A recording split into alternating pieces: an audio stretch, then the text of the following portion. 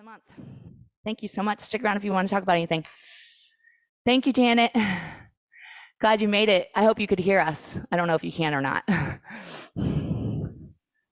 My lower back, I did a lot of gardening this week. Uh-huh. And it's like just so tight, and I may have to do like a separate thing with you, but you know, when I'm doing like butt up and get here, you know, there's like okay, so Rachel, I saw something, okay?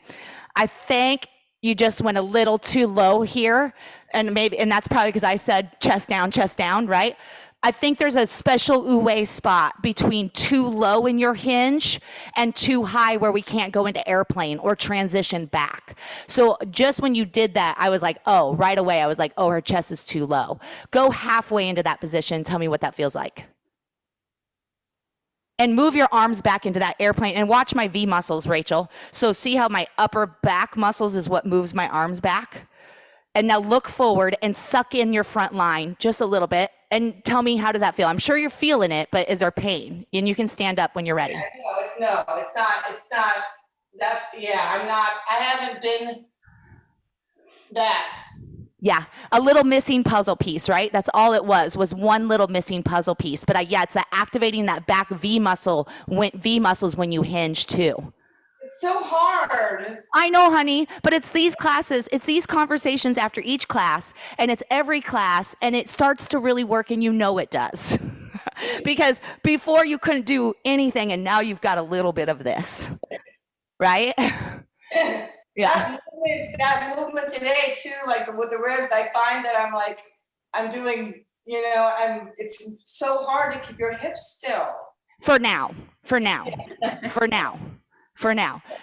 So this is just movement reveals all, right? It reveals to us what we've still got to do, but we just make little adjustments, and that's how we get there. So I think for your hinge, especially this week, okay, you're going to go half hinge.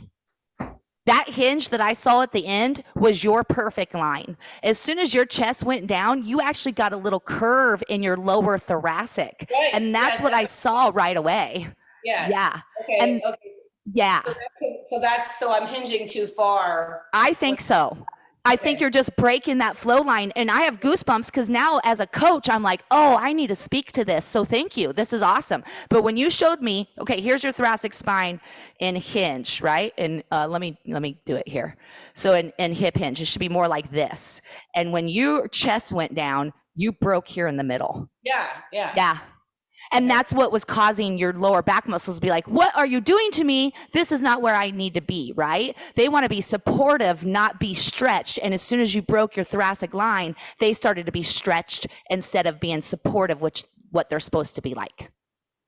Okay. Well, so it's like a dog. You talk animal language. It's like a dog. They have to be given a job. And when they're done with when they're given the job that they're supposed to have in life, they are happy animals, right? I'm sure all animals are like that, right? If they are certain your lower back muscles are supportive muscles. They stretch when they're supposed to stretch, right? But when we engage our abs, like in a deep forward bend, but they're mainly supportive muscles. So think of that always, keeping those low back as supportive muscles. And I think that will help. Yeah, I'm going to think about that a lot. Thank you. Yeah. Okay, good. Love you guys. Bye.